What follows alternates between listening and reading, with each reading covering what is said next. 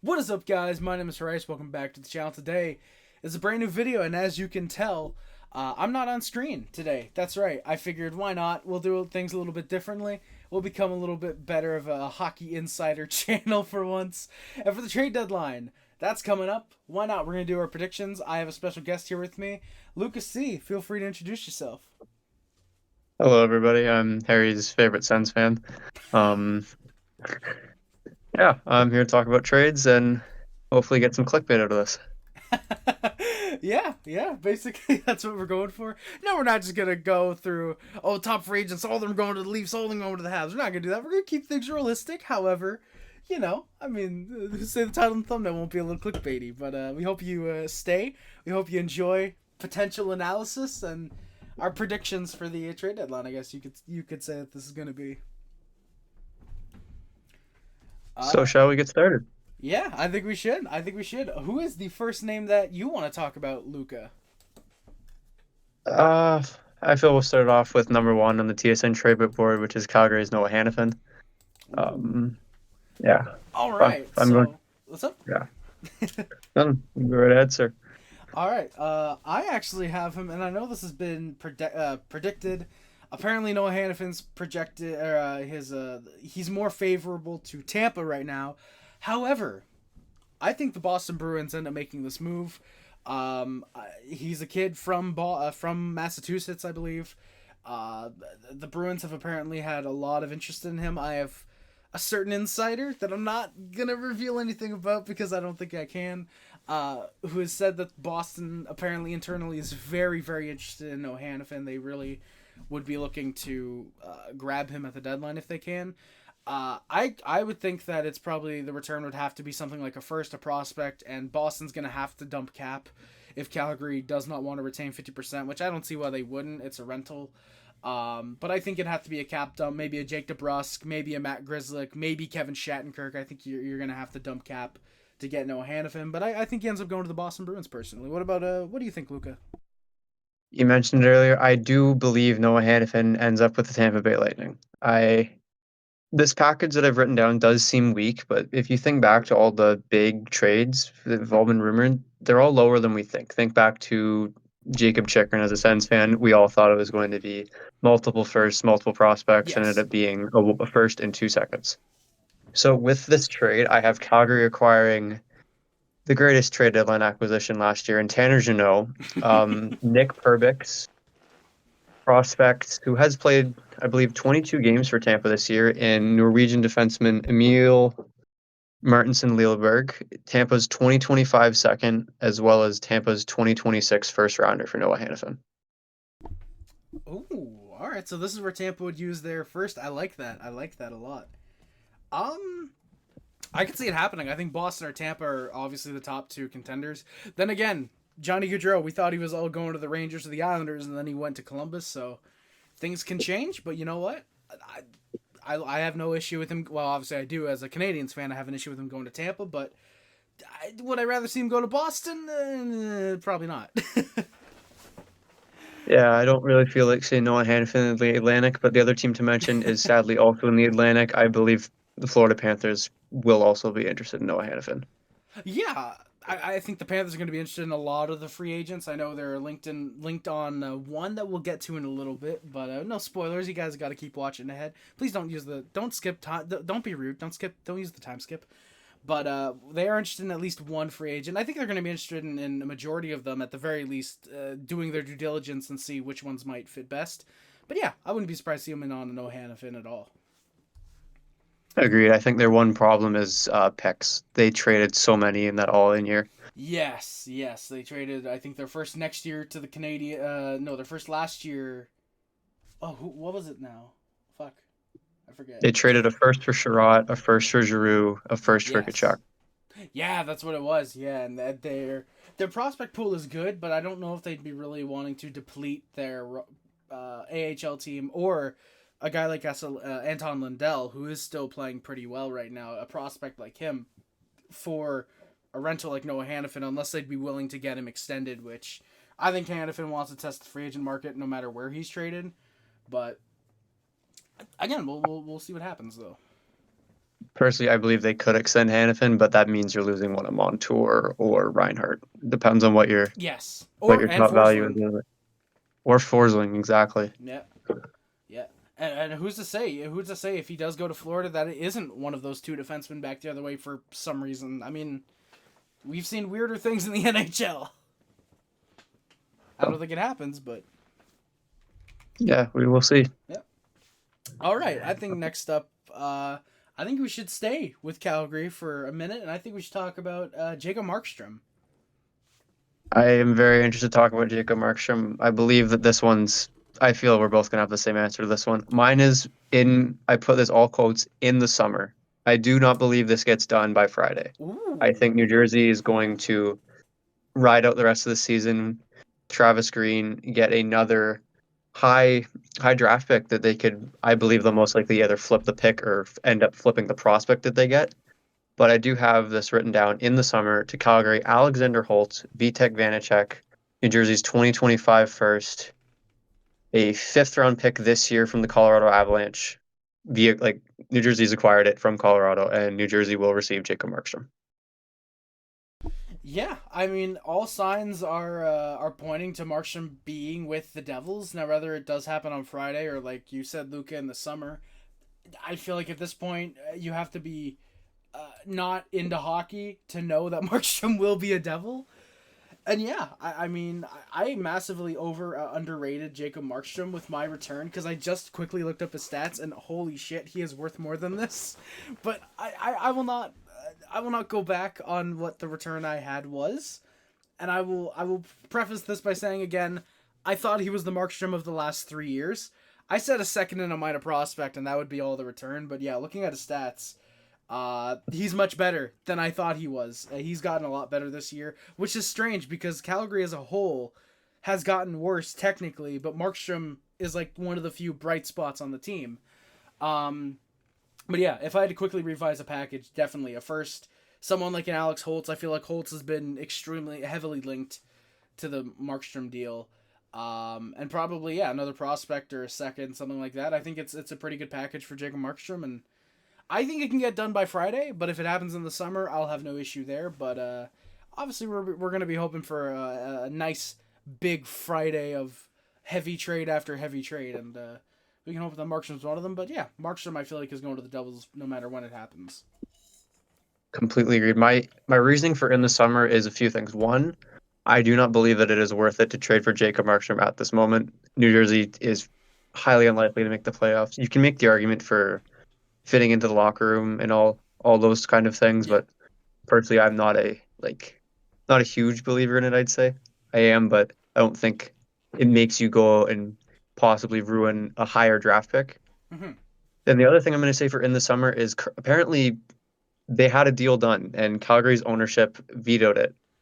I believe that Calgary is going to miss the playoffs this year, and Mm-hmm. ownership will finally see after they've missed the playoffs this year that they need to blow it up. And I believe it starts with Jacob Markstrom, maybe right on July 1st, gone to the New Jersey Devils. Yeah, I mean, I think it could even happen at the draft. I don't know if it'll be that extreme, but yeah, I definitely think it happens in the summer. Makes a lot of sense. I will say that it's not necessarily one of those. It's not one of those instances where oh well, why would you hold off on this guy until the summer? But yeah, if I did read that the Calgary ownership did apparently nix the deal to the Devils with Markstrom. So yeah, I could see it happening in the summer, but I mean I think it depends heavily on, like you said, Luca, if the Devils really want to get Markstrom acquainted with their team, which I. Jersey strikes me as a team where they do not want a higher draft pick just because that means this is a failure of a season, which anything resembling being out of the playoffs is, I think, for Jersey with the state of their team right now. But I think that Jacob Markstrom adding him at the deadline could mean big things. And like you said, I think that they want him to get acclimated to the team. I think that's why they wanted to acquire him at this point. But I wouldn't have any Yeah, qualms with. I wouldn't argue with him maybe getting traded in the summer. It's way more logical, I think, at this point to just wait. yeah, I am. If I'm New Jersey, I said I'm not a big believer. If I'm New Jersey, I'm still trying to get this deal done, but my main Yes. factor here is the ownership in Calgary. Definitely, absolutely, yes. I mean, you got to try and win. That's the job of a general manager and a coach. Like they say, you're hired to be fired. If you don't try and win, you're going to be fired. And I think with the Devils, they have to at least be trying to look for any type of goaltending, whether it is Markstrom, or they look at a Jake Allen or a Capo Kakinen. I think they have to be looking for any type of a goaltender this deadline. And I think obviously their eye has been on Markstrom, but maybe they end up pivoting at the last hour and they go for someone else. But that'll be seen on Friday.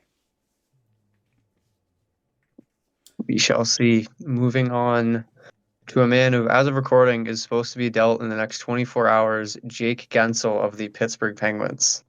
Yeah, yes, Jake Gensel, the Penguins. Hopefully he's not dealt by the time this video comes out. If he is, I'm gonna have to put a little funny edit to remind our viewers that we were very late on making this video, but not really, because 3 or 4 days before the deadline is kind of the perfect time to make one of these videos. But yeah, Jake Hensel, he's having a pretty good season. Pittsburgh surprisingly doing a pretty smart thing and trading off a guy who can fetch them a very good return for the start of a rebuild. And Luca, I want to hear. I'm excited to hear your thoughts. I want to know, where do you think Jake Gensel ends up going? Well, I do back it. This team has reportedly been looking at multiple forwards, but as of I think a few minutes before we started hitting record, Vegas did acquire Anthony Mantha. And yes, I did spoil it. I have Jake Gensel going to the Pittsburgh Penguins. I'm not a watcher of either of these teams. This return may seem light and very possible. I'm not perfect. I have Pittsburgh acquiring the Halifax Mooseheads Matthew Cataford. I want to put this in big bold letters on the screen from the Sault Ste. Marie Greyhounds, R2 Karki, and Vegas's 2024 first and a 2025 third in exchange for Jake Gensel. Wow. Okay. Yeah. Wow. So Vegas, you had a Vegas acquiring Gensel, really? I did. That is I'll see what I'll see what I can do about the Sault Ste. Marie Sault Ste. Marie thing. By the way, but Gensel got that. You see that's interesting because for me, I didn't even have Vegas as a potential team, despite them putting Mark Stone on quote unquote LTIR, quote unquote, for the remainder of the regular season. I didn't see them as a team that needed a guy like a Jake Gensel. I thought that, like looking at the Mantha acquisition, it's perfect. I think it's a great fit for a middle six guy. Mantha's been on the fourth line. I think that's a good fit. But with Gensel, I saw the probability of, and this has been rumored. This has been what's coming out the last day as we're posting this, but the last couple hours as we're recording, that Elias Lindholm could potentially be flipped to the Boston Bruins as a part of the way for the Vancouver Canucks to get Jake Gensel, and I wanted that to happen because I want all the chaos on Friday. I want to be live, which by the way we are doing a live stream. I'll be live at 9 in the morning. Luca will be on a little bit later in the day. We will have some other special guests. I had to cheap plug that real quick. But I wanted to be live, and I want to see Lindholm to the Canucks, Gensel to Vancouver. I think that Gensel absolutely could be acquired by the Vancouver Canucks. And again, this would have been with the caveat that, of course, Lindholm does get flipped to the Bruins. Assuming that the Bruins give up a first-round pick, it probably would have been that first-round pick, a second, and 2 prospects, whatever prospects they have left, for Jake Gensel. Maybe 2 firsts for the Canucks. But I think that Jake Gensel probably could have gone to the Vancouver Canucks. However, I will say, if Lindholm doesn't get moved to Boston, Gensel to Carolina is apparently looking very, very good. The Hurricanes apparently have been big game fishing for the past couple of years. Nobody wants to go to Hartford, though, so it wouldn't surprise me if Gensel has to be dragged clawing and screaming over to Carolina. But I think at this point it looks very likely that Jake Gensel ends up being a Carolina Hurricane by Friday at 3 o'clock, though. Very, very possible. The one thing I will say with Carolina, I've always heard the big fishing. It never actually happens. It always ends up with smaller depth moves that I still work out. This team has still not cup success, but this team still has playoff success in the past few years. I don't believe that they're going to go for they're not going to go for the sexy pick. I believe they're going to go for some depth Yeah. or a goaltender. Which is something that they absolutely need, though. We'll get to that, though, in a couple minutes, potentially. But yeah, I absolutely Carolina has a lot more issues than needing a big first line winger who's going to score 13 goals in 17 games and then go to free agency. But I mean, yeah, like you said, we've heard of about them big game hunting. It makes sense why they want to, but I don't want to see Carolina have success. I'll say that much. I won't get into my hatred for the Hurricanes, but I will say I don't want them to get canceled. That's all I'll say though. Very, very fair. Still got some Kakanyemi, Aho, PTSD. Oh yes, Koki, and I mean no, God no. Maybe in October, but last 5 months he's been playing like he's been an Arizona Coyote.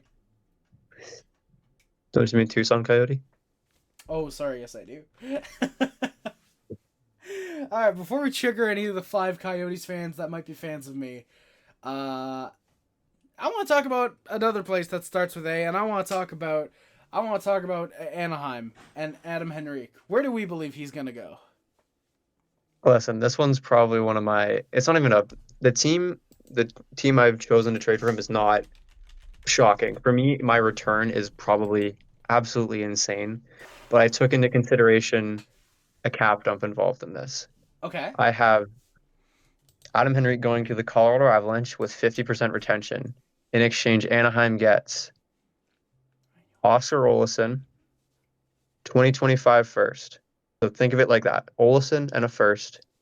Okay. Colorado on top of this will pay a 2026 second for Anaheim to take on Ryan Johansson's last 2 years. I So had a hundred the end percent of this feeling. season and next year. I had a But feeling yes, that was Ryan Johansson that you were gonna mention as soon as I heard cap dump. I mean, yeah, yeah, it would make sense. I absolutely think that the Avalanche need a second line center. I think they like Ryan Johansson, but I think they'd be willing to part with him for a guy like Adam Henrique who has playoff success. No Stanley Cups won, but he did go to the 2012 Cup Finals with the Devils, of course. He's only played 4 playoff games since then, but he still has that type of success. But yeah, I like Adam Henrique. Him going to the Avs, I think would actually work. Like you said, like we've said, they need a second line center. Well, I've said it. I don't know if you. I would assume yeah, you I think. completely agreed. Yeah, Right. they're not going to try Jonathan Drouin at center anytime soon, probably. So, yeah, I can see the Avs acquiring him. I though think, and now this might be weird considering I'm saying that they're also getting Markstrom and with the package they're giving up now. But this is with the caveat. I will say if Markstrom is acquired in the summer and they're going big now, I could see the Devils trying to acquire Adam Henrique. Adam Henrique was a draft pick of the Devils all the way back in 08, I think third round. I think they might try and circle back, especially if they do want to press and they end up getting someone like a Jake Allen or a Kapokak, and then someone who's not going to cost the moon and the sun to acquire, like Jacob Markstrom might. I could see them trying to go a little big game hunting and taking that risk with giving up a first round pick for Adam Henrique. I think it might be conditional, similar to the way Calgary's first round pick was when they dealt Sean Monahan to the Montreal Canadiens. I could see Henrique back as a Devil. Maybe that was just my subconscious saying, "Hey, Henrique should be back with the Devils." But I'd have no qualms with him going to the Avs either. I think that makes perfect sense. But for me, I could see the Devils ending up back with Adam Henrique as a rental. I did not think of bringing him back to New Jersey, but just looking at this depth chart right now on Daily Faceoff, their center depth right now is Nico Hischier, solid, very solid. Eric Holla, Curtis Lazar, and Thomas Nosek. That is not great for a team that Wants to had make the such good playoffs. aspirations. Yeah. Granted, they do have injuries, but Yeah. their big injury is on defense, which is Dougie Hamilton. Yes. But yeah, Adam Henrique could be an option for this team if they really think they can jump back into this playoff race. Yeah, absolutely, and that's why I said he could go there. I think they've been playing Jack Hughes on the wing, not at center, which explains why, or he might even be hurt right now actually, which is why they don't have him as a center. But yeah, I think especially if it's you're trying to make a playoff push, there's only one way you can do that, and you got to buy in. And I think, like I said, Adam Henrique would be a great second line center. They know him very well. They know his type of game, and yeah, I think they'd be very happy with giving up some type of return to get Adam Henrique, though. I can't see there being any issue there. Agreed. All right. Shall we move on to my Ottawa Senators? Move on to one Poor, of them at least. poor Luca. All right, yeah. Let's talk about that. Which one do you want to talk about first? Because there are two I'd like, potential guys. um, as of right now, with breaking news coming out, I'll mention that somehow to relate to this, but I'm going to talk about Vladimir Tarasenko because my written down mock right here, as of this very second, I'm realizing this is probably not going to be his price.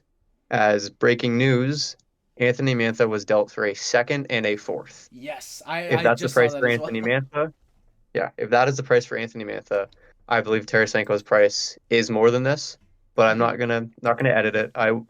As of a couple minutes ago, my mock was Ottawa receives Justin Sordiff, Nathan Staios, son of Ottawa Senators GM Steve Staios, and a 2025 second. I believe Tarasenko has apparently his preferred destination is the Florida Panthers, and I don't think even with this them having a great season, I don't think they would like to move Maki Samoskevich, No. and I don't think they want to move their one remaining first. So I think Tarasenko might not get his preferred destination because this package that I've written down looks pretty weak on paper for the Sens considering the market right now. Yeah, yeah. I mean, Vegas, if they were to go in on Tarasenko, I think that would have made a lot of sense. He's been a guy that has played a lot of playoff hockey. He is a Stanley Cup champion. He won with the Blues back in 2019. He went on that. I think no, he was out in the first round last year with the Rangers, but he knows his way around a little bit of playoff success. I'm gonna be honest. I think he does end up as a Florida Panther now. My original package was a first round pick. Was that 2026 first round pick is what they give up. But like you said, I don't think they would be wanting to part with that. And like you said, I do think that Tarasenko's ask is higher than that of Anthony Mantha's.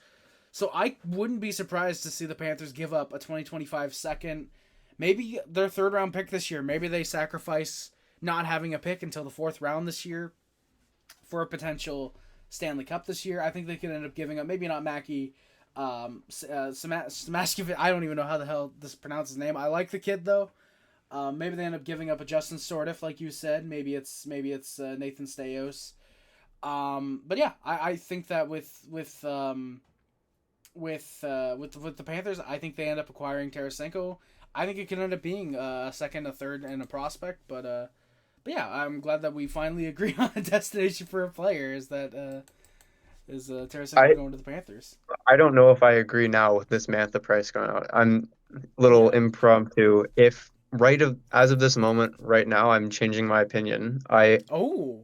Considering I still don't think they're going to go for Gensel, and I am contradicting myself by saying Carolina doesn't go for big splashy options. I think Tarasenko is going to be a good option for them.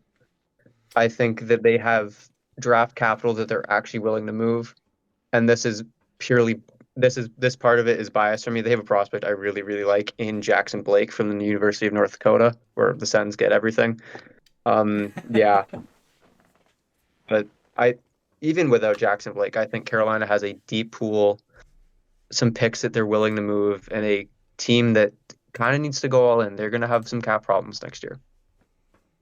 Yes, yes, they will, and yeah, I think the Hurricanes, looking at their cap friendly prospects real quick, they do have a lot of prospects that they could end up dealing. They have a lot of a good amount of draft capital as well. Not necessarily a lot of extra picks, but they have a lot of their own that they I think would be willing to get rid of. I think that if their cap space, if they're able to get two teams to retain 50% on Tarasenko or another player, because Tarasenko's not extremely expensive. I think he's only 5 mil on the 1 year deal. I think that's what it is. Yeah, that is what it is. Yeah, so you get the Sens to retain 50%. You give them an extra fourth, maybe fifth round pick. Yeah, maybe a San Jose or a Chicago. You give them a fifth to retain 50% of the 50%. You're getting him at 1.25. You've got about 3.8 to go out and get another player. You can give up a first round pick to the Sens for Tarasenko. You can give up a first for that other player that you might want to get. They can absolutely make two splashes here. And yeah, the Hurricanes I think is a very smart pick. And I will say though, I don't think Tarasenko is considered a sexy option as much as he was 3-4 years ago when he was winning a Stanley Cup with the Blues and when he was still regarded as that, oh, if he wasn't hurt, he can score 40, 50 goals a year. He's now more just, that good middle six type of option. He'll get you goals. He's a solid character. He's just a good guy overall. I don't think that's necessarily a sexy pick, so I would not be surprised to see the Hurricanes acquire him. That's a very good pick, Luca. I like that. I'm going to personally disagree for one simple reason. Last year, Vladimir Tarasenko was a sexy option on the market. He has better stats on a worse Ottawa Senators team than that Blues team last year.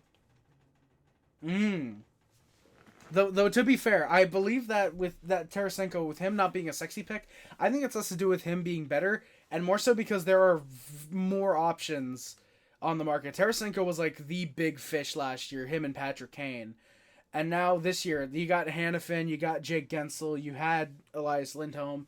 I think you have guys who are viewed as bigger options. But yeah, definitely, I think that Tarasenko, I think any other year probably would be the sexy guy to go after. But this year, I think it's just because of the circumstances. He's not regarded as that, though.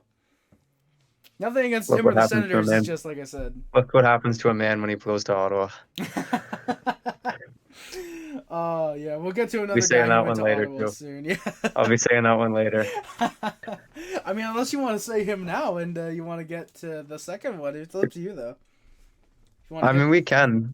We can. I'm warning all the viewers now. This is my really clickbaity one. This is my really biased one. But still, deep down, I think it is a small possibility. So I'm going to let you go for your trade for Jacob Chychrun first, because mine's a bit out there. Well, Luca, this is going to be a bit surprising, but I think he goes to Montreal. No, I don't. I think Jacob Chychrun stays. I think he's an off-season or a next year's trade deadline move, because I think he has 1 year after this year on his contract left, right? He has this year and next year, yes. Yeah. I think he would be a move next year at the deadline. I think the Senators, despite all the rumors right now that they have locker room issues, that apparently Brady Tkachuk and Tim Stützle have been kind of divas. Again, these are just rumors. It's not 100% confirmed or denied, but just apparently what's out there, and they're looking to potentially change stuff in the locker room. I don't think that Jacob Chychrun would be necessarily part of the issue. Now, that's not necessarily going to change if they want to ship him out, if he doesn't want to be there or something like that. But I think Chychrun ends up staying. I think if he is dealt, he is next year at the deadline or in the offseason. Even though the prices, according to Barry Trotz, he said apparently earlier today that the prices this deadline are ridiculous. I think that with Ottawa, with Jacob Chychrun, I think they might view him as much more of a safe option to keep and then deal next year potentially over just get rid of him this year and go full on in the rebuild. I think that's how they view things. It wouldn't surprise me if he moves, but I think he personally stays. I think it's very possible. I'll go into my little spiel here. So one, I'm not going to get into an argument about it, but the locker room being bad, I don't think that's true. I think those are just rumors. But here's the thing with Jacob Chychrun. Jacob Chychrun has, I think, pretty much the easiest way to put it is his value is not going to get any higher. If, for example, I'll spoil a bit of it right now.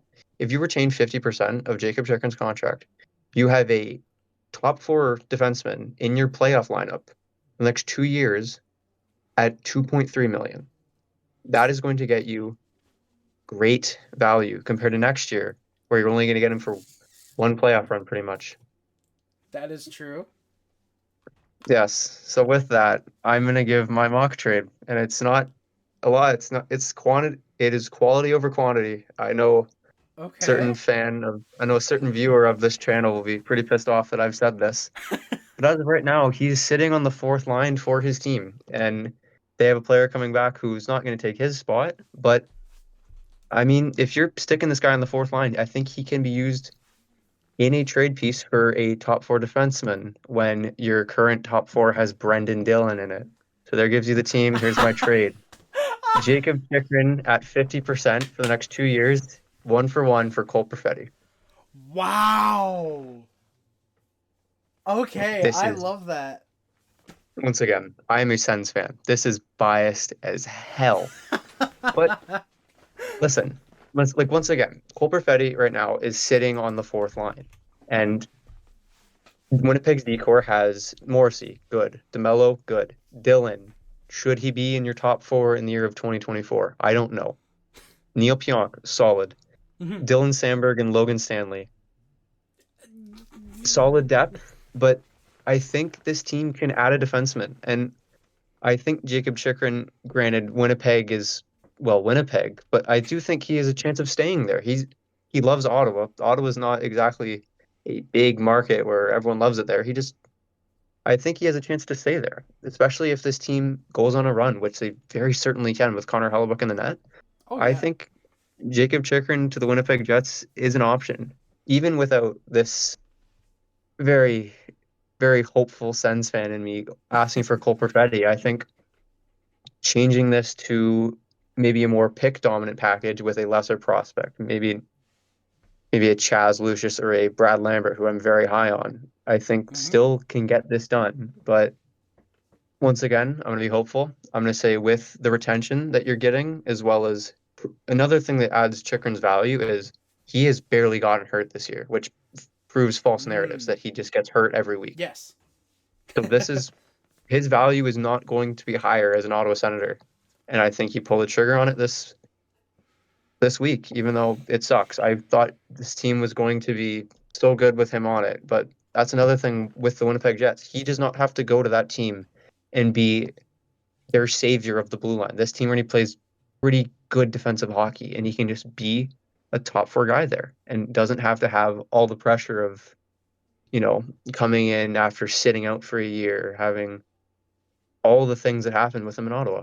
And yeah, that's take over. Yeah. I, I like that. I actually like that a lot. I've said it before from the start of the year up to now. I say it over on the Puck and Around podcast. Check that out on Spotify. I think another shameless plug, but I like I'm not a huge fan of the Winnipeg Jets blue line. I think there's absolutely issues there with the players that are getting top line minutes. Obviously, their system is working very well. Just I think that the actual players on the ice are the issue. I think adding a Jacob Chikrin would be a massive get, and I think that could end up being enough to push them over the edge, especially if they do end up giving a Cole Perfetti or a Brad Lambert, which I'm going to say right now, that would be a massive win for the Senators, even if the Jets get the Stanley Cup. I love Brad Lambert. I think he has massive number one center potential in him. I think that Brad Lambert is incredible. I think he's going to be a great forward in the National Hockey League. But Chikrin to the Jets, I could see that absolutely.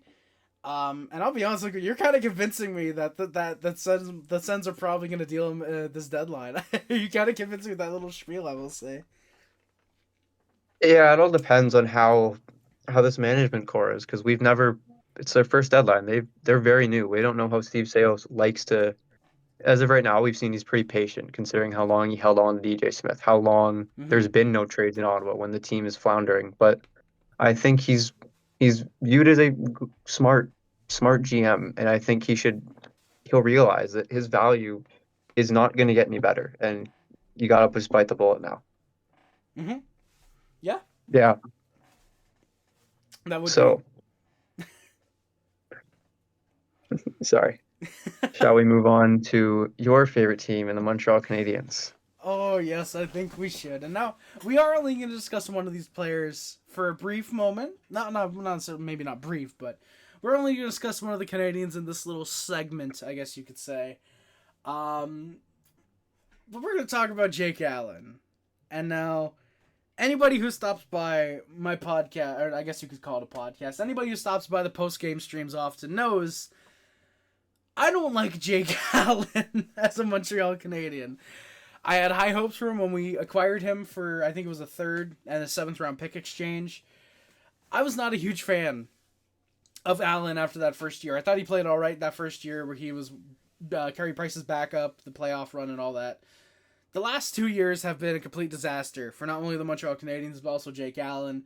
He started off this year very hot. He looked like he was going to be the starter. And then Sam Montembeault said, no, you're a third string goalie. And Jake Allen said, oh yeah, I am. And he started playing accordingly so. Despite that, somehow there are several teams that have apparently been rumored and linked to wanting Jake Allen. We've heard about the Oilers, the Devils, the Avalanche. There have been several teams that have wanted Jake Allen over this year. And Ken Hughes and Jeff Gorn have apparently stood their ground on what their price for Jake Allen is. And I've made it known I want Allen gone. I wanted him gone in November, December. I wanted him gone. It was the whole segment on one of the Habnormals podcasts, link in the description, episodes, was when does Jake Allen get traded? And I said 2 weeks after the deadline. And unfortunately, he's still here. But with that being said, at the deadline, if Jake Allen is dealt, I think he goes to the Colorado Avalanche. And I said that I believe I mentioned another Adam Henrique, I think is who you said they might go after Luca. I could see Jake Allen as a potential grab for them. If you retain 50%, maybe this is one of those deals where because you get an Adam Henrique, 50% retention, for example, something like that, maybe with Jake Allen, you retain 50% as the Canadians and you get another team involved to retain 50%, make him a cheap backup option. I think Jake Allen's return at this point, I think it is higher than most expect, but I think it's lower than what Ken Hughes and Jeff Gordon wanted. I think you get a 3rd round pick for Jake Allen. I don't think he's worth as much as management thinks right now, unfortunately, and I think it is higher than a 7th or a 6th, like I've seen some fans saying. I think there could maybe be a bidding war, and the Avs end up giving up that 3rd round pick as the conclusion of it, which would be very sad if that's the highest part of a bidding war. I don't think Allen's very much all that valuable unless you make the playoffs, which for some reason do turns into prime Dominic Hasek in the playoffs. But I think a team like the Avs, they need a backup. I think it only makes sense. Edmonton, I feel like they're going to be focusing on more defense. Jersey, as we know, they're in on Jacob Markstrom, and I don't think they'd be willing to give more than a 3rd round pick for a guy like Jake Allen. So I think the Avs are going to be the best suitor, and I think they're going to be the team that ends up getting Mr. Jake Allen. Luca, what do you think? I've rambled long enough about Jake fucking Allen. We talked about this yesterday. I also think he's going to end up in Colorado, but for the reasons you said, as well as just the fact this Habs management core has made, it feels like a lot of deals with Colorado Avalanche. There's the Arturi Lehkonen trade, and there's the Newhook trade, and I think there's one more. I was going to say the Justin Barron deal, but that was part of the Lehkonen deal. Well, yeah. It is only 2 trades, but I do feel these 2 GMs have a good relationship with each other. My return was a 2025 4th round pick, as well as prospect defenseman Sage Weinstein, who plays for the Spokane Chiefs in the WHL. He has 23 points in 55 games. He is listed as Colorado's 9th best prospect from the Hockey News. Granted, that is 9th best in a pool that is ranked 28th out of 32. Yeah. I mean, I wouldn't mind that. I think if you can get a 4th, I think that's already a win. You get back an 18-year-old who you never know what's going to happen. I mean, again, 9th best prospect in a team does not have a good prospect pool whatsoever. I mean, personally, I'd be more interested in someone, like I said, probably the 3rd round pick. I don't know how well Jean-Luc Foudy is expected to pan out, but I think if you can get him into a 4th line role eventually. I like Jean-Luc Foudy. I like Liam Foudy. I think you'd have to see. But I think with the Avs, yeah, I think they'd have zero issue with giving up a 4th and a prospect like Sage to get a backup goaltender who plays great in the playoffs. I mean, I think the one issue with the Canadiens at that point is, okay, well, is Sage more of a guy who turns into an AHLer, or is he going to be another guy who creates a logjam at defense in the future? Spoiler, he's going to be an AHLer at most. But yeah, I think with the Canadiens, I think at that point, a 4th and a minor prospect, that's kind of whatever at that stage. I think the main issue would be more of a contract in, contract out, because I believe they are near the 50. They're at 46 out of 50, so it'd really be contract in, contract out. I think it would just depend at that point on if they really don't mind going down from a 3rd to a 4th, or if they really want to push for their ask. But I'd have no issue. Again, you just get rid of Jake Allen, that's already a big win. Even if you get back a 7th, that's a big win. But yeah, I wouldn't mind that whatsoever. Completely agreed. And then I have to. You did mention Liam Foudy. I have to mention Go Knights Go. Go London Knights Go. All right. Yes, sir. Shout out Oshawa Generals. Right. Speaking of the Oshawa Generals, Callum Ritchie, the only good Avs prospect. Ah, it's almost like we scripted that. No, we didn't actually. That just really worked out. All right. Let's move on to Anaheim again with Frank Vetrano. This one was pretty tough for me. Not in terms of team, in terms of cost. Yes, because we Yeah. you really have no clue what a guy like Frank Vetrano can go for. He's on pace for, I think it was about a 40 goal season. He was scoring like crazy in the first month and a half. I think he had 15 goals in the first 20 games of the year. He was on incredible pace, and then he realized he was on the Anaheim Ducks. He's got 29 goals as we're recording this. I don't know if the Ducks play tonight. He might end up upping that to his 30th, but he could still end up scoring 40 this year. A guy like that, it's tough to gauge the return because he does have another year on the contract, which I think could add more value. It's just a matter of, can he repeat what he's doing this year over the course of a full season with a good team. And I've been a believer in Frank Vetrano. I've loved him since he was in Florida. I really love his game, and I think that he's a great talent. I just don't know if he can compete at a 30-40 goal level again, especially because he's about to turn 30 in, as we're recording this, about 8 days. But I honestly could see the New York Rangers going after Frank Vetrano. I have the exact same thing here, sir. Let's go. I think that they loved what they got out of him. I think it was last year or 2022 when they got him from the Panthers. I think they loved what they saw out of Frank Vetrano. They just unfortunately couldn't re-sign him due to the cap. But I think that they see now with a year after this on his contract, I think with retention 50%, you might have to give up another third or a fourth, like the Golden Knights just did with Anthony Mantha for 50% retention. They gave up a fourth. I think the Rangers giving that up, especially to a team that's not going to be competitive next year, I think they have no issue with retaining on Frank Vetrano. I think a first and a prospect could be enough to get it done, just because I think that, again, the market, even though it's ridiculous, I think the Ducks aren't going to be a team that is necessarily full on greedy. I think they're just going to be smart and play it safe with what they want for their guys, especially a guy like Vetrano, who after next year might not have these numbers and might not warrant a first round pick again. So I think a first and a prospect will be good enough to get it done.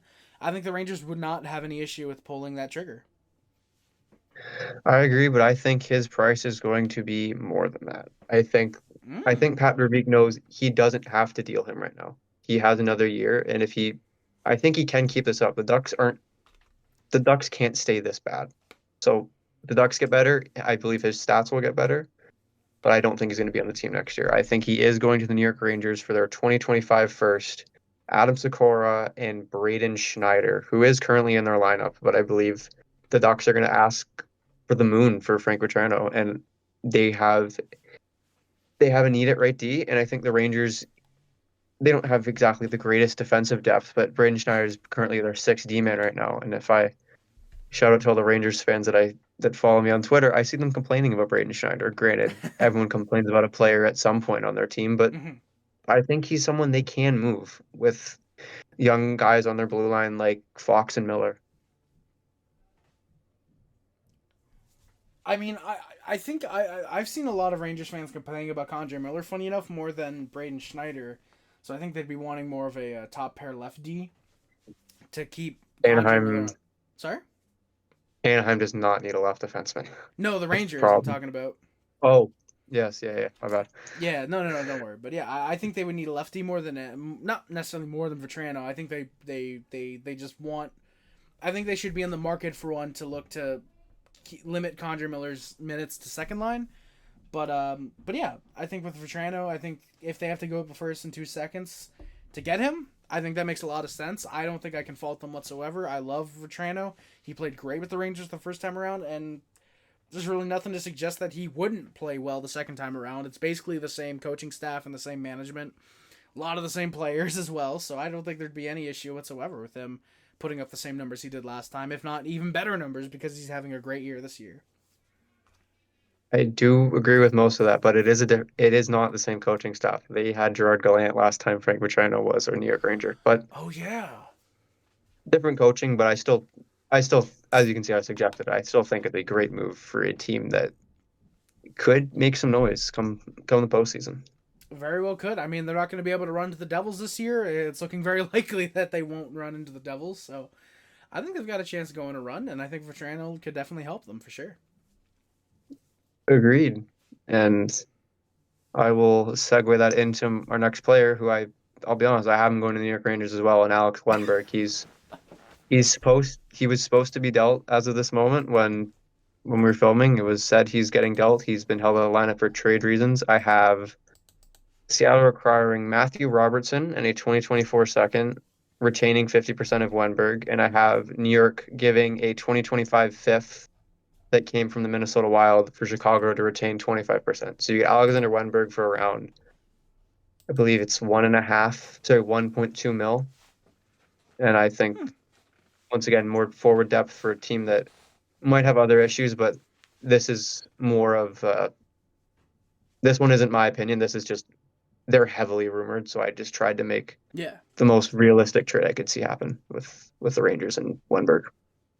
Oh yeah, that's fair, and I have Renberg going to the Rangers as well. I have him giving up a second round pick. If there's retention, yeah, you throw a little prospect or a fourth, fifth round pick in there. I don't think there's much you need to add. But yeah, like you said, it's been heavily rumored. I figured I might as well factor that in as well with the Hanifin stuff that I mentioned, Tarasenko as well. So yeah, I think he's going to the Rangers, and there's not really much of a debate there. Yeah. All right, so I think we got through the top. I believe it was 9 potential trade bait guys. You want to talk about our teams now, Luca? Let's talk. I completely get if you don't want to, because let's talk at the bottom of the Atlantic here. yes, sir. Yes, sir. Oh boy. Do you want to start us off, or do you want to start with the Canadians so we get from miserable to even more miserable, or you want to have a bit of an upward climb? I'll start mine off because I think other than like these trades are not massive. I have Eric Brännström going to the New York Rangers for a third round pick. Mike Riley is a part of their decor right now. That's not good. Eric Brännström is an improvement. He's I think maybe not exactly the Islander system, but like a change in a change of scenery for Eric Brännström. I think he could thrive. He's not the offensive guy that Ottawa thought they were getting when they acquired him in the Mark Stone trade, but he's a very good defensive defenseman. He's quite good. He's still a great skater. And I Mm-hmm. think a change of scenery could elevate him into a top four role on a team. Just maybe not the Islanders right now, but let's say he performs well in a bottom pair role there, gets more exposure because it's New York and not Ottawa, gets some money in the offseason, turns into a top four defenseman. I can totally see it. Yeah. And then the other trade I have is an absolute whopper here. I have Dominic Kubalik going to the Nashville Predators for a conditional seventh. What's the condition? What's the condition? Honestly, I don't know. I had it set as a conditional seventh, so it's not. So it doesn't say future considerations. But Mm. if we gave up Kubalik for future considerations, I would not care at all. He is one of the worst forwards I've seen play for this team. He does nothing on a nightly basis. He's just cardio man at this point. But And, and for those who don't follow the Senators, that is a team that plays Parker Kelly and Mark Kastelik as well. yeah, I mean, I have more respect for them than other people probably do. But yeah, Kubalik is not good, and I'm gonna go not even a rant here. It's just Jacques Martin has benched him in 5v5, but he still gets power play 2 time, which makes no sense. I'm assuming they're just trying to have some team try and bite on him, and Mm. maybe I think it's very possible he stays with the Ottawa Senators because no one wants him. But I'm being optimistic here by getting a conditional seventh. And yeah, there's the Ottawa Senators. Pain for Zane. Yeah, I mean, I will say real quick. I mean, with Kubalik, because a UFA at the end of the year, I'm not gonna say the Canadians bite on him, but they did do that move Gurianov for, I think it was Dadonov last year. I could see them giving up a conditional seventh or maybe a sixth for Kubalik. It's not necessarily to, get him going. He's going to be a top 6 guy. But I could see them taking him on to be a third, maybe a fourth line guy. I don't think I don't think they're necessarily better with Jesse Ullinen in the lineup, and I don't think going to set a portion of the smart mark, to quote a wrestling term, the smart mark Canadians fans who love Jesse Ullinen for doing nothing. I think Kubalik would be a decent fourth line. Or worst case scenario, oh no, he's gone in the off season. Best case scenario, maybe you re-sign him. You get a fifth for him at the next year's deadline. I could see that being a guy that the Canadians end up going after, actually. He's all yours, my friend. It's all yours. All right, we made the deal. You heard it just now, ladies and gentlemen. The trade breaking Dominic Kubalik, because I was about to say, to the Canadians for a 7th round pick. But speaking of the Canadians making trades, there's no breaking news for the Canadians trade making, unfortunately. However, the Canadians could be making trades at the trade deadline, which is where teams make trades. Such, I don't know what the hell I'm talking about, but Jordan Harris, he's been on the trade block. I like Jordan Harris. He's a guy that apparently the Canadians have made available just because there's not really a spot open for him. I could see him getting dealt to the Ducks. Now, I know immediately people are going to say, oh, part of a Zegras deal, right? No. I would love for Zegras to be dealt at the deadline, but he's been injury prone. The price is probably weaker than the Ducks want for him. But I could see Jordan Harris just being dealt as a, hey, go play hockey. Get a top 4 role. I can't really say the Ducks give up a first or a second. I think they could give up a 2nd round pick and maybe a prospect just because I think Jordan Harris has had very good underlying numbers this year and teams might really be interested in that. But I could see the Ducks being a team that acquires him. They did lose Jamie Drysdale to acquire Cutter Gauthier. And I'm not saying Jordan Harris is going to be anywhere near Jamie Drysdale, but just to comp a body to make up for Jamie Drysdale, I could see them going for Jordan Harris. Tanner Pearson, I'm just now realizing Adam going to the same place as Jake Allen. Adam going to the Avs. I think if you don't retain on Allen and you get that 3rd, I think you retain on Pearson 50%. You get a 4th round pick for him. Maybe a 5th, something like that. I think teams needing a 4th line guy, an extra body, it's whatever. Not really much of a big deal there. But David Savard is the big one that a lot of Habs fans have been talking about. Oh, is Savard getting dealt? Should we keep Savard? Deal him next year? Do we deal Savard this year? I could see it being much more of a case where David Savard gets dealt this year, and I could see it being back to the Tampa Bay Lightning. I think Tampa Bay loved what they saw out of David Savard last time he was there. Unlike with Vetrano, it literally is the same coaching staff and the same management. Almost a lot of the same players when Savard was with them, won the Cup in 2021. And I could see Tampa even being willing to give up 1st round pick. This is probably the last hurrah. Steven Stamkos should be going to free agency if Tampa gives him anything above $5.5 million. I think they're absolutely insane for doing that. But David Savard, I wouldn't be surprised to see them again try and go all in one last year with the good core of players they had before their really awful contract extensions. Mikhail Sergachev kick in. I think next year they kick in. It wouldn't surprise me to see David Savard go to the Lightning for a 1st round pick. There's been some Habs fans saying, oh, you're overrating David Savard, he's not as good. Even some outsiders that don't watch the Canadians as much. It's not a dig at anybody, but just I get where they're coming from. I'm using the basis that Ben Sherratt got a 1st round pick. Tanner Jeannot, who we mentioned earlier, got 5 picks. He got a 1st, 2nd, 3rd, 4th, and 5th. Correct me if I'm wrong, Luca. I believe it was that, right? I think it was about 5 picks, yeah. Yeah. There have been worse guys than David Savard to fetch 1st round picks. Gregory Vay got a 1st round pick all the way back whenever that happened. Shout out Gregory Vay for getting us our captain right now. Getting us 2 captains, technically. I don't think David Savard going for a 1st is anywhere out of the realm of possibility. I think it absolutely can happen. It has happened before. David Savard got a 1st when he went to Tampa the first time. And with that extra year, I think that there's teams that would be gnawing at the bit to get a guy who's signed for an extra year. I think he absolutely goes to Tampa. I think it'd be a very smart move for Tampa to make. They liked him the first time. He's a great defenseman playing on a weak Montreal team. He's getting 1st line minutes. I like David Savard, but if you can get a 1st, you get a 1st. And now, I believe we also had something else involving our own teams. Luca, do you have any type of player that you would like to see the Ottawa Senators acquire or that you think will happen? Something like that?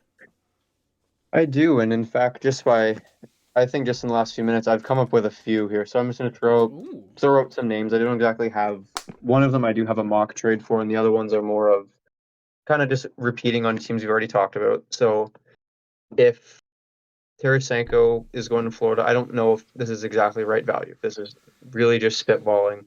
I think if the Ottawa Senators can find a way to acquire Spencer Knight I would love that. I think he's a good fit on this team. Another Yes. younger American guy who's fits along the lines of Brady Tkachuk, Sanderson, Norris, those kind of guys. And Spencer Knight is playing in the AHL right now. He's not.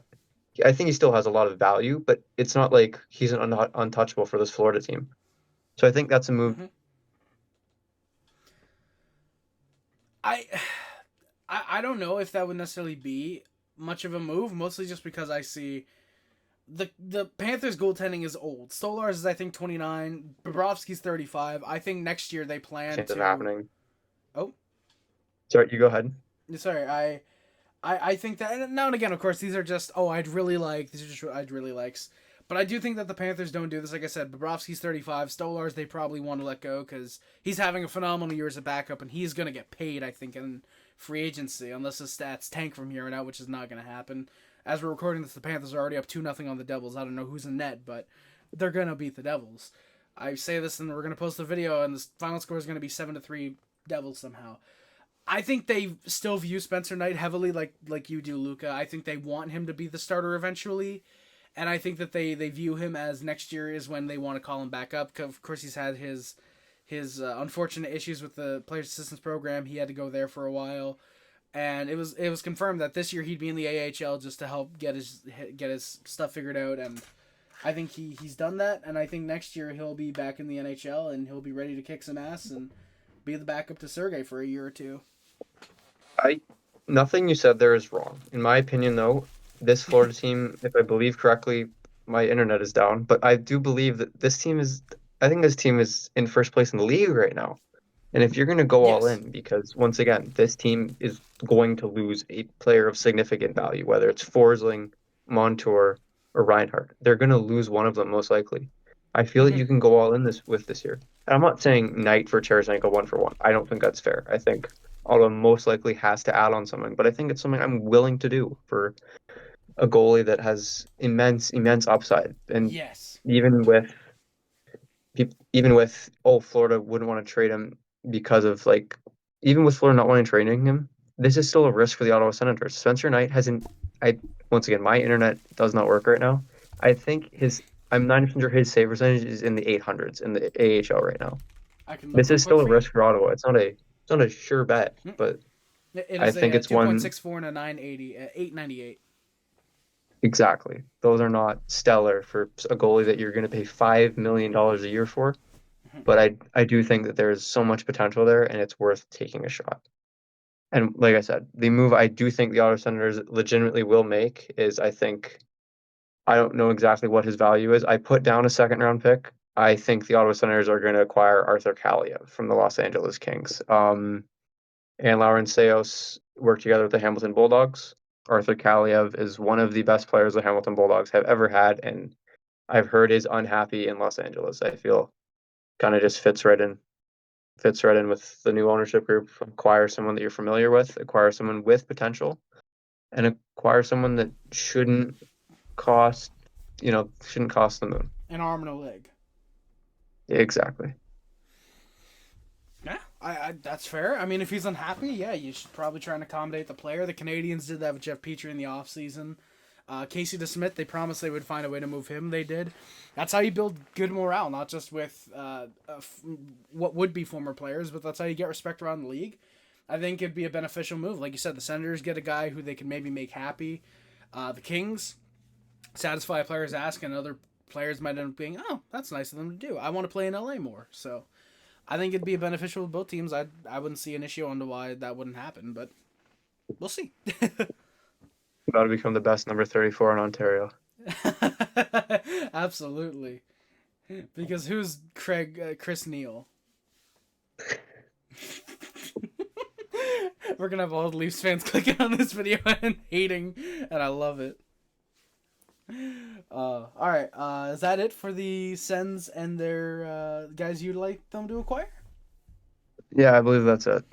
All right, I've got three. One of them is an extreme long shot that it happens at the trade deadline. If I could speak properly, I can let you guys know who it is. One of them, like I said, is a long shot. The other two, one of them is probably not going to happen. The other, based on the history, it could happen. And I'm going to start with the one that's a complete long shot. Trevor Zegras. I mentioned him with Jordan Harris. I love Trevor Zegras. I think he's an incredible young forward in the National Hockey League. He's a great future, I think, top line guy who would end up being stuck on a second line for the Canadians. It was not a bad reconciliation prize. He gets to play with Kirby Dach and potentially Ivan Demidov or Tig Aginla or Alex Newhook, maybe. I think that's a damn good reconciliation prize for not playing with your college buddy in Cole Caulfield, which is another reason that I think the Habs should acquire him. I love Zegras. Getting him to do lacrosse moves every night in the Bell Center would be electric, and I think it'd be an incredible move. I just don't think it unfortunately happens because you probably have to move a Caden Gooley, even if you can get an Aaron Kiviharju in the draft this year. I don't think that you end up making this move at the deadline. If you do at the very earliest, it's the draft. That is the earliest Zegras gets moved to Montreal, if he even does get moved. But I'd love Trevor Zegras. Yeah, I don't know if you have any thoughts, Luca. I gave my thoughts. I don't know if you have any on the Zegras potential, but Yeah, once again, I'm a Sens fan. This would suck. I do believe if Zegras leaves Anaheim, it is to Montreal. I don't know what that package is going to look like. I don't know how highly Pat Verbeek's going to value him. I imagine pretty highly. mm-hmm. I'd imagine it starts with, I'd say, depending on how bad Montreal finishes this year, maybe you throw the first in from this year, depending on where it is. If not next year, once again, we've said before, Anaheim does have a need for right shot D. Maybe you throw in Logan Mailloux. Mm-hmm. There's a lot of prospects the Canadians have that I feel are expendable. I feel the only ones that you do not trade are Reinbacher and Hudson. Yes. And Joshua Waugh. Joshua Waugh is a stud. Mm-hmm. Everyone else, I think, they can go. Yeah. So yeah, to some extent or another, yeah, I would agree with you. It'd be tough to let go of some of those guys, but yeah, absolutely, I think that you can make do. I'd even put Jacob Fowler in that untouchable category personally, but I forgot about him. Completely agreed. I think he is. yeah. He is. I can't say the best because Jesper Wallstedt exists, but one of the best goaltending prospects in the NHL. Okay, if you're about to say Sebastian Cossa exists, we were about to have problems. Oh boy, that's bad. However, though, yes, he is. However, speaking of the Red Wings, my next player is one I've had an affinity for him for so long. I don't know why. I just fucking love this dude, and I want to see him as a Montreal Canadian. Daniel Sprong. I don't know why. I love Daniel Sprong. He's not a prospect. He's, I think, 28. I love the style of game that he plays. I'd love to see him on a second, third line with the Canadians. But the Red Wings are in a playoff spot, so they're probably not going to deal him unless you give up, say, Josh Anderson. But even then, do the Red Wings want Josh Anderson? Yeah, probably, because Steve Yzerman's kind of stupid. Now we triggered all the Red Wings fans. 2 more fan bases in the Atlantic to go. We got to trigger Buffalo and the Canadians somehow. But no, but I love Daniel Sprong. I'd love to see him. It's not going to happen, but it's just something that I really want to see happen.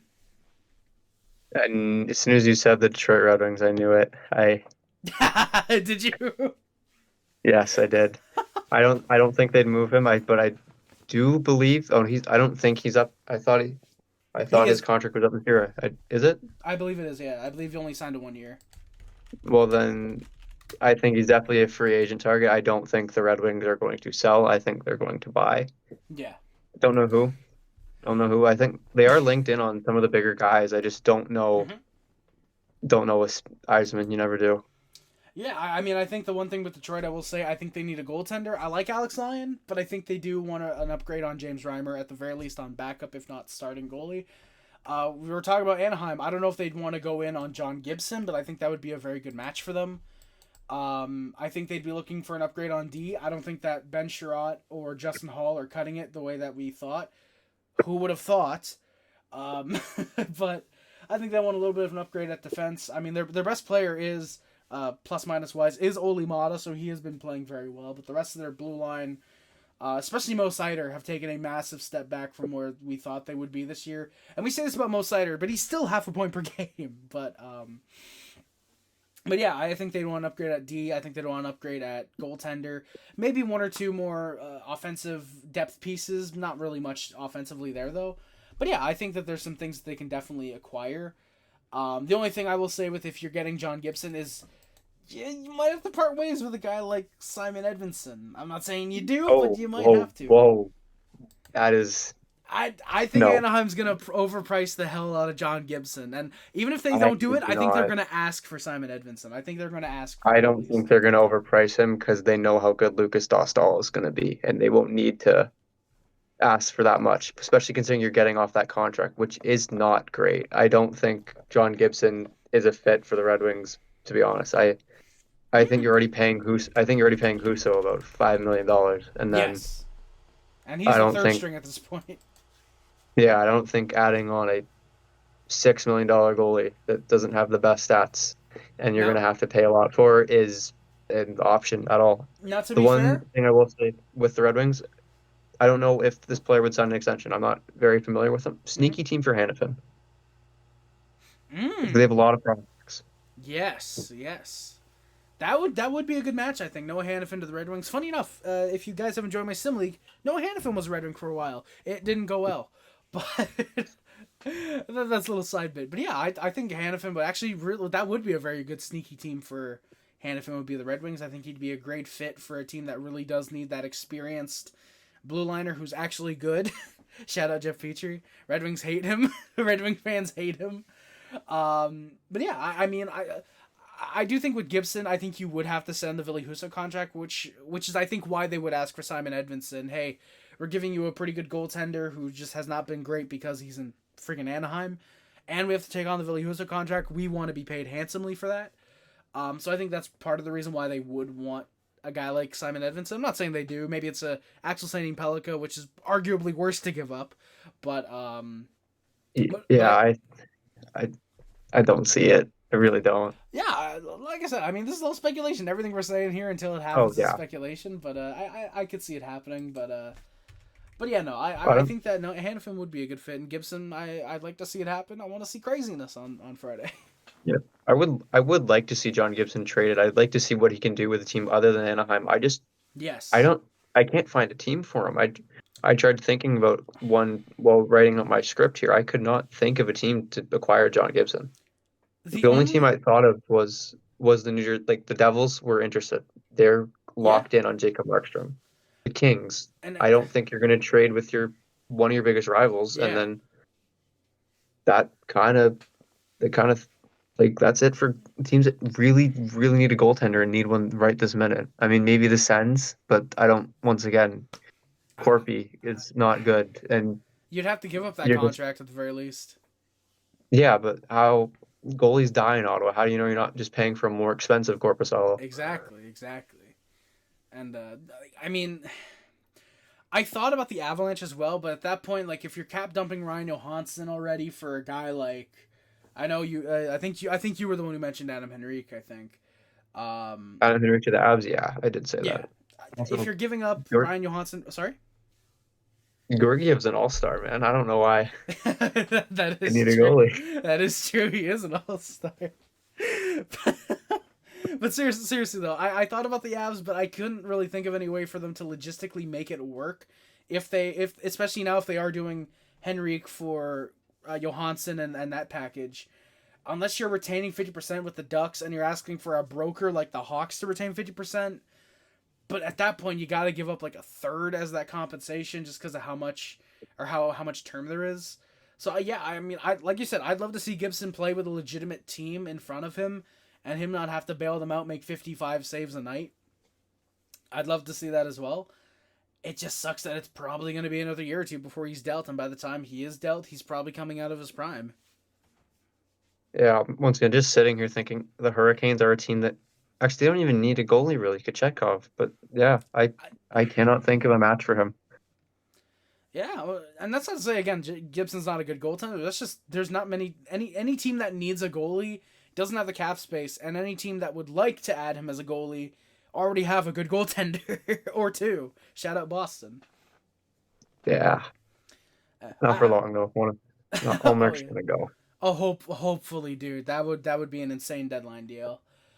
Um, and I had one last player. I'm just gonna give a quick mention to him because I feel like there's some Habs fans that are gonna try and strangulate me if I don't mention him. Capo Caco. He'd be a perfect move. He was in the 2019 draft class, And apparently Ken Hughes is achievement hunting to get every player in the first round that year.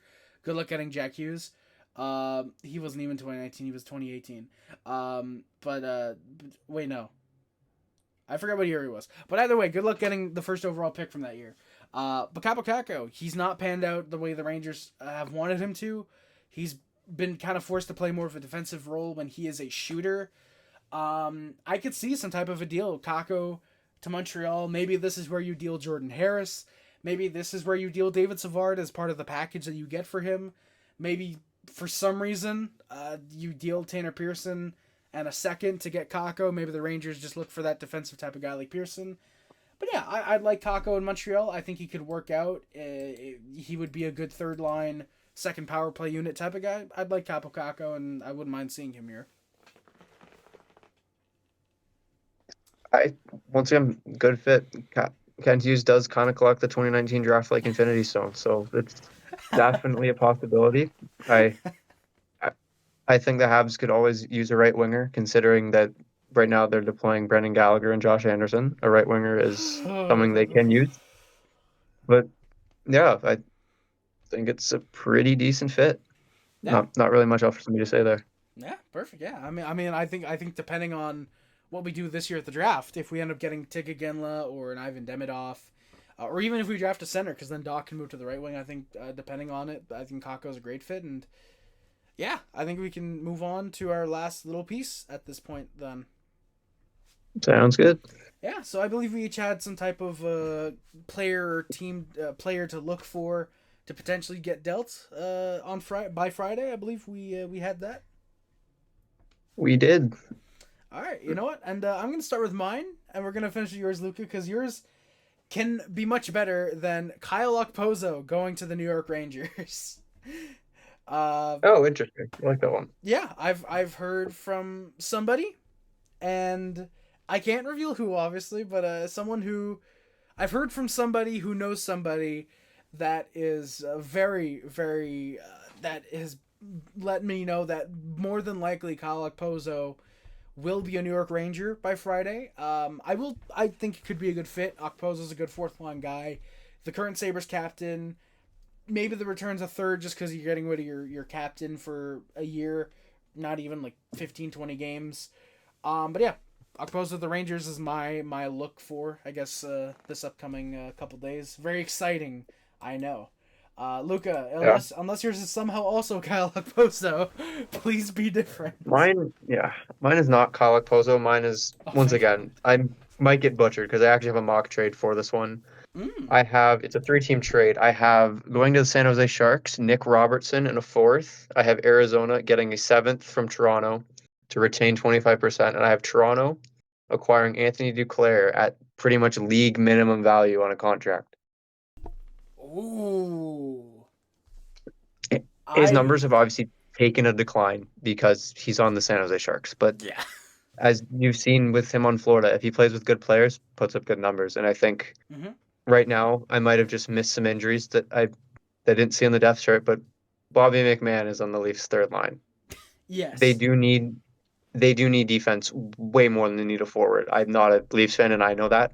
But I think that this is just a pretty good value move for even like Toronto's the one that came to mind, but I think anyone who can get Duclair at really cheap and play him in their top 6, or if they have a really, really good third line, play him on that third line, you can get really, really good production out of a guy you at most going to pay a second for, considering he's got like 23 points in 60-something games. I don't think you're going to pay a large amount for someone who has a lot of upside. Yeah, absolutely. I love that, actually. I think that's a great concept trade, mock trade, if you will. Yeah, Duclair, his name has been out there. I feel like his name has quieted down a lot the last month or so. But yeah, I think the Leafs, even though, like you said, they need a defensive far more than they need a forward, and that's coming from a Habs and a Senators fan, that they both know that. Yeah, I think if they did want to try and go all in with the forward core, Duclair's the guy to go for. Like you said, they're playing Bobby McMahon on the third line. They're still playing Ryan Reeves, so clearly they need depth. Yeah, I like Bobby McMahon. This is coming from a guy who likes Bobby McMahon. He should be a fourth liner, though. But Duclair would be a great addition. Like you said, the Panthers, prime example, goes to a team that has good players around him. He plays well. And that's not to say he needs good players to succeed, but he's more motivated to play better when he has good players with him and he's on a succeeding team. He has that motivation. And I think he would have that with Toronto, and I think it'd be a great addition. I really like that, actually. I mean, yeah, he does not need good players to thrive. This guy thrived on the 1920 Ottawa Senators. Anything is possible. But yeah, I I really think this would be good. Like I said, it's a good move for any team. I put the Leafs down because I think I want to see Nick Robertson get moved. He needs a fresh start, and I think San Jose is a good spot for him. He can play the rest of the year in the NHL, see Yep. what you got in him. Get second line minutes at the very least. He can get that playing time, that experience. Precisely. Yeah. Also, shout out, did you guys know that 18-year-old Nick Robertson played in the playoffs? I didn't. Oh, yeah. No, I don't think anybody did. Also, shout out Nick Robertson, the worst thing to happen on 9/11. But that's going to cut out. That joke's going to cut out. Fuck.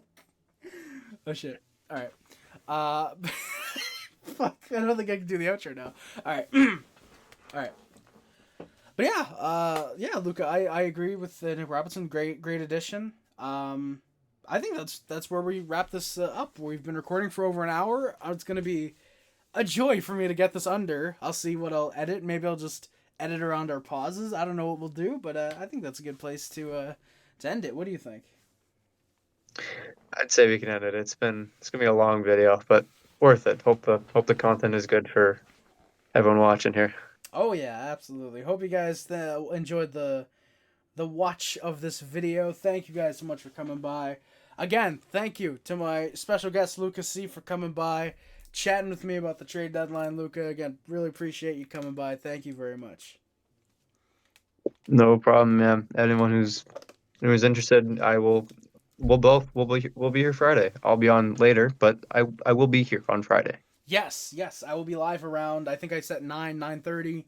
Maybe might come up about 8:30, depends on when I get up.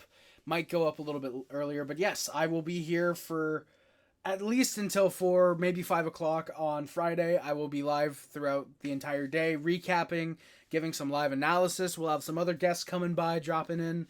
Luca, like he said, he'll be here for a portion. He'll be able to talk about what moves the Senators make, and if they don't make any, he'll be able to just talk about the general NHL, because he's that goddamn knowledgeable. He knows almost everything about the league. It feels like he knows even more than me.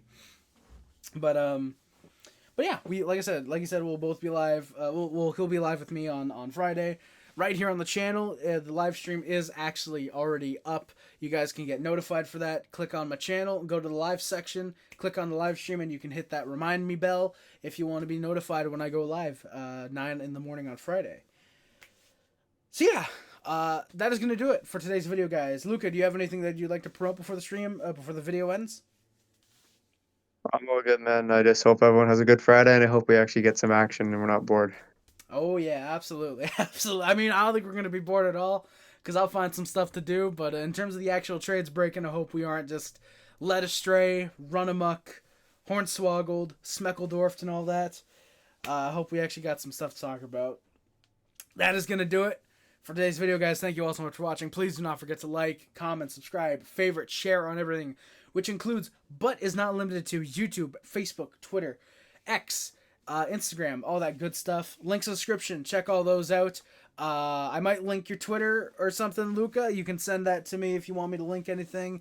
Sure. Yeah, I'll do that. Check out Luca on Twitter. Have Normal's podcast. Prepare. Yeah. Sorry? If you're following me on Twitter, prepare for lots of sends and lots of London Knights retweets, stuff like that. Or in other words, lots of winning and lots of sadness. The best spectrum. Yeah, it's kind of the polar opposites. Of course, the Suns are the good team, obviously. But I wish. Yeah, eventually, give it 2 to 3 years, they'll be good. I think. I hope we can hope.